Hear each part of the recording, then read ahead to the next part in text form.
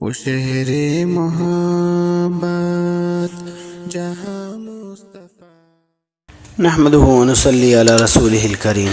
ایک ساتھی کا سوال ہے کہ میت کی طرف سے حج بدل کرنے کی شرائط اور ضوابط کے بارے میں تفصیلی بات کریں۔ تو حج بدل کے لیے یہ شرائط ہیں، آپ اس کو غور سے سنیں۔ پہلی شرط یہ ہے جس کی طرف سے حج کیا جا رہا ہے اس پر مالداری اور صحت کی بنا پر حج کا واجب ہونا۔ دوسری، ہمیشہ کے لیے معذور نہ ہونا۔ تیسری، میت کی طرف سے نیت کرنا۔ چوتھی، میت کے وصی کا حج بدل کے لیے حکم کرنا۔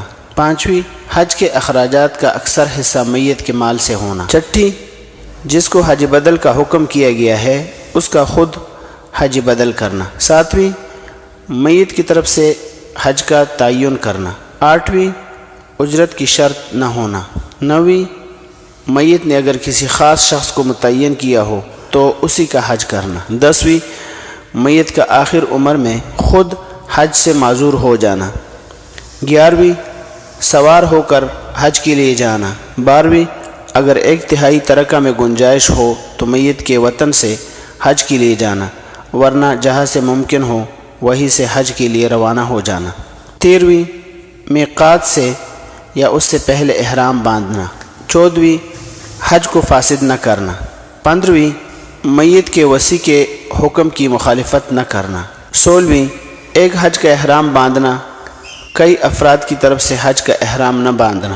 ستارویں اور اٹھارہویں، میت اور معمور دونوں کا عاقل اور بالغ ہونا۔ انیسویں، معمور کا ہوشیار اور باتمیز ہونا۔ بیسویں، معمور کا اپنی مصروفیات میں مشغول ہو کر حج کو قطعاً فوت نہ کرنا۔ باقی تفصیلات کے لیے حج بدل سے متعلق حضرت مولانا مفتی شفیع رحمۃ اللہ علیہ کا ایک رسالہ بھی ہے، اس میں بھی دیکھ سکتے ہیں۔ وما علینا الا البلاغ۔